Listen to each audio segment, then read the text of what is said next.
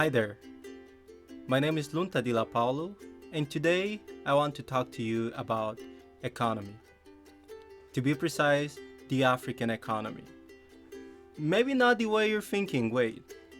I don't want to talk about economic growth, GDP per capita, much less unemployment.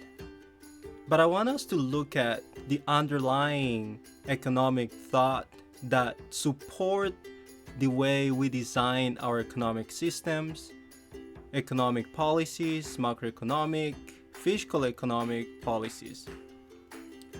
And if you look back to history, you would understand that most of our economic thought is driven by what institutions like the World Bank, the IMF, and many of our former colonies have agreed to as the best way of designing economic policies.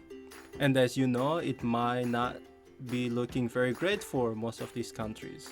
Every 10 or 12 years, there is a recession or an economic crisis for that matter. But that's not what I want to talk about. But rather, a logical question is, okay, if we got these ideas from our former colonial powers, where did they get the ideas they use today to develop their economic systems? And a quick look in history will tell you that these economic systems are designed from ideas of men who lived around 1700, 1800 forward. Names like Adam Smith or David Ricardo, they ring a bell to most of us because those are the founding fathers of the science of economy today. And we also know that the idea they developed, the theories they developed, those were vis-a-vis as a response to the reality of England at the dawn of the Industrial Revolution. And these ideas were carried and spread across Europe, in the US, and so forth. And today, we still design our economic systems based on the ideas of many economies that came after them. Now, a logical question would be, doesn't Africa also have men and women who could develop theories that our leaders could adopt to design our own economies? Now, if the answer to that question is no, then we are a hopeless continent and there isn't much to look forward for, and just continue to follow what the World Bank, the IMF, and other policymakers from Washington to Paris to Beijing tell us about what to do about our economies.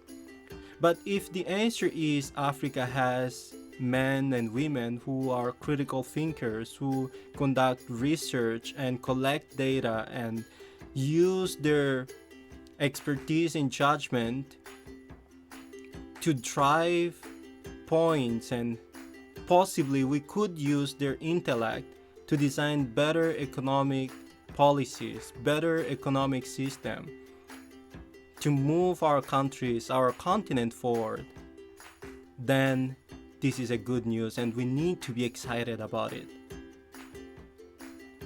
And my friend, the answer is more like the second one. Africa does have these men and women who are critical thinkers and who could help our continent move forward.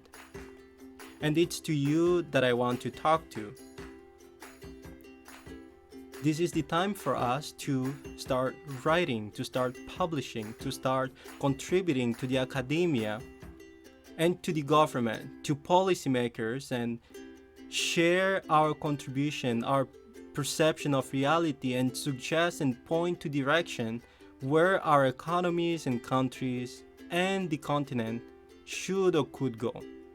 Just like Adam Smith wrote The Wealth of Nations in 1776, so can you and I write and theorize about the economy and help our countries do better than they are. So if you'd like to connect with me or just talk and exchange ideas, please reach out to me through my social media, either Facebook or Twitter or on YouTube, and I'd be excited and glad to connect with you. So thank you for your time and thank you for listening.